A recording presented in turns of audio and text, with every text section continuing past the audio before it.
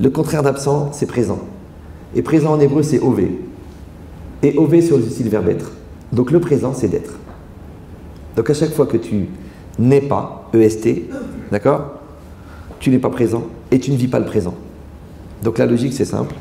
C'est qu'il faut aller chercher à l'intérieur de soi-même. Et c'est ça le moussar. Le moussar, c'est pas de tourner les pages des Sfarim.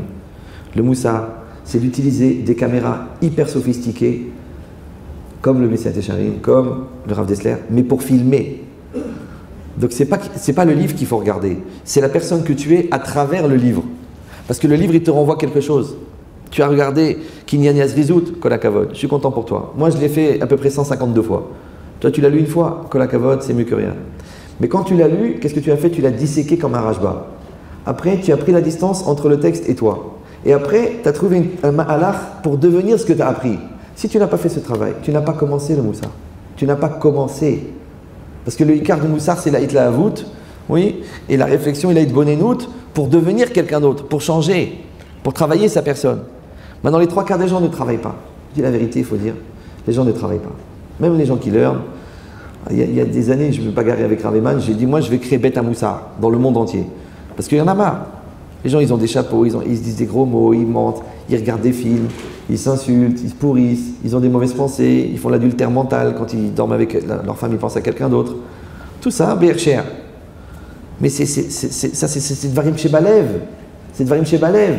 Il faut travailler le lève, il faut construire le lève. Le reste, c'est facile. N'importe quel goy, il peut acheter un costume. La barbe, ça pousse tout seul, c'est comme les mauvaises herbes. Donc qu'est-ce qui reste? Il reste la avoda. C'est ça, panim. Panim, oui, c'est les faces, au pluriel. Mais c'est les mêmes lettres que pnim. Donc normalement, ta face, elle est censée exprimer ta pnimiout. Mais dans les trois quarts des cas, panim, c'est un miroir. De quoi? De la chitsuniut. C'est-à-dire que toi, tu vis en fonction du regard des autres. Toi, tu vis en fonction de ton quartier. Toi, tu vis en fonction du qu'en dira-t-on. Qu'est-ce qu'ils vont dire les gens? Mais tu n'as pas besoin de ça. Si tu es émet, tu es émet. Si tu n'es pas émet, tu n'es pas émet. Sinon, il faut se soigner. Oui, parce que ça s'appelle la schizophrénie, hein, chez les docteurs. Et chez nous, ça s'appelle l'hypocrisie. Donc quelqu'un, il doit faire ce travail d'aller chercher à l'intérieur de lui-même. Et ça, c'est un travail qui dure en moyenne une vie. En moyenne. Des fois, c'est 2 vies. Ça s'appelle le Gilgoul. Ça veut dire qu'Hachem nous a donné un diamant qui n'est pas taillé, c'est un diamant brut. Et nous, qu'est-ce qu'on va faire? On va tailler le diamant. Et bien, le taillage du diamant s'appelle Avodat Amidot.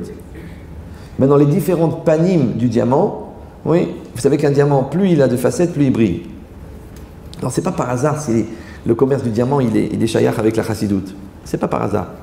C'est pas par hasard si les diamantaires, ils vont vous dire, on cherche la neshama du diamant. C'est-à-dire que quand on regarde à l'intérieur, il y a une lumière spécifique qui n'appartient qu'à la pierre qui s'appelle le diamant. C'est pour ça que le faux diamant n'a pas cette lumière-là. Donc il y a une logique là-dedans. Mais après, c'est quoi? C'est comment on va tailler. Maintenant, quand vous avez une pierre, j'ai raconté souvent qu'une fois, j'avais lu un article sur le plus grand tailleur de diamants, c'est un juif américain, il taillait des gros diamants. D'accord? Et là, il devait tailler un diamant de 110 carats. Donc le demi-carat que vous avez reçu aux fiançailles, c'est gentil, c'est une intention qui compte, c'est mieux qu'un Swarovski, mais bon, qu'est-ce qu'on peut faire? Ouais.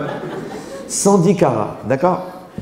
Maintenant, le monsieur, il expliquait qu'il avait passé 1 mois à réfléchir comment il va tailler le diamant. Parce que le diamant, il n'y a pas de la colle. Quand tu le coupes, c'est fini, tu ne peux pas le recoller. Oui, est-ce qu'il devait le tailler en carré? Est-ce qu'il devait le tailler en rond? Est-ce qu'il devait en cœur? Est-ce qu'il veut le tailler en larmes? Il y a 1 million de manières de tailler un diamant. Mais la chokma, c'était quoi? Comment on va faire que le diamant, il produise le plus de lumière?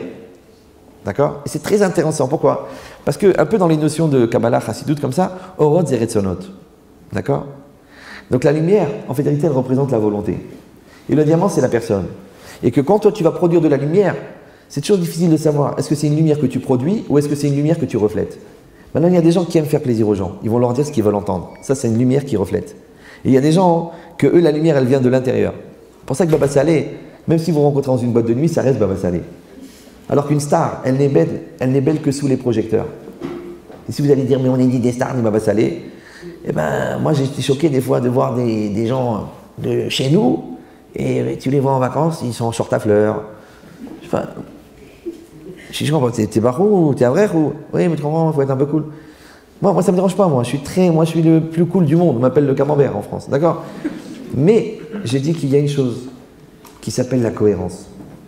Parce que si tu penses que c'est bien d'être en short, alors sois en short à bike vegan. Ah, Et si tu penses que c'est pas bien d'être en short, alors sois en short à la montagne. Comme ça, quand un frère il va te voir et te dire, tu vois, il y a encore des rabbins. Mais c'est pas une question d'habillement, c'est une question de cohérence. Oui, c'est comme les gens qui disent, j'en peux plus, tu m'énerves, ils crient, et la mère elle rentre, il se calme. Tiens, en fait, Myriam, comment on fait pour Shabbat? Attends, mais il y a 2 minutes, tu m'as insulté. Tu veux pas continuer maintenant que ma mère est là? Comment les gens, ils arrivent à être comme ça et comme ça? C'est compliqué, ça. Parce qu'à un moment, tu te demandes qui ils sont. S'ils sont celui-là ou celui-là. C'est pour ça que ça s'appelle panim. Parce qu'une personne a plusieurs facettes. Maintenant, si tu es opportuniste, tu vas t'adapter à la réalité qui est en face de toi. Mais il va t'arriver une très grave maladie, c'est que tu ne vas jamais être toi-même. Et c'est quoi être soi-même? Soi-même, c'est le même que soi. Maintenant, le même que soi, c'est que ton moi intérieur et ton moi extérieur sont les mêmes. On appelle ça Toho Kebaro. Toho Kebaro, ça ne veut pas dire que pour trouver son Toho, il faut passer un certain temps derrière les barreaux. Pas du tout. Non. Toho Kebaro, c'est que ton être intérieur et ton être extérieur, ils sont les mêmes. Maintenant, le Maharal, il appelle ça Kol HaChaim Zelatset Minakoach El HaPoal. Toute la vie, c'est passer du potentiel au réel. C'est pour ça que j'ai écrit ce livre. J'ai écrit un livre de 400 pages sur cette phrase. Alors, les goïms, ils le lisent 8 fois. Et les juifs, ils me disent, il est compliqué. Vous ne pouvez pas le refaire en BD. Je dis BD. BD, c'est un groupe de personnes. Ça s'appelle Bande de débiles. D'accord? Non, le livre, il est compliqué. Parce que la vie, elle est compliquée. Maintenant, tu veux un truc simple. Alors, tu as besoin d'avoir une vie simple. Tu veux un truc pachout. Pachout, c'est pshat. Pshat et tipesh, c'est les mêmes lettres. C'est comme tu veux. On peut faire ça aussi. Ouais. Cette logique-là, qu'en fait, il faut fabriquer cette personne-là. Maintenant, dans ce travail de fabriquer cette personne-là, que Hachem t'a donné un diamant brut et toute ta vie, tu vas faire apparaître les différentes facettes de ce diamant. Parce qu'il y a une facette qui s'appelle la patience. Il y a une facette qui s'appelle la reconnaissance. Il y a une facette qui s'appelle la douceur. Il y a une facette qui s'appelle la disponibilité. Il y a une facette qui s'appelle la compréhension. Toutes les midotes, en fin de compte, ce sont les facettes du diamant. Et plus il va y avoir de facettes, et plus le diamant va être brillant. C'est facile à comprendre. Parce qu'il va renvoyer encore plus de lumière, il va générer encore plus de lumière. Il dit donc cette logique-là, que le travail des midotes, en vérité, il commence très très jeune. Tu sais, j'ai donné cet exemple. Tiens, tu as un bébé, un bébé d'1 an et demi, d'accord? Alors il est en train de jouer à la salle à manger. Vous l'entendez, il court, il est sur le parquet. Et puis vous êtes en train de ranger le linge.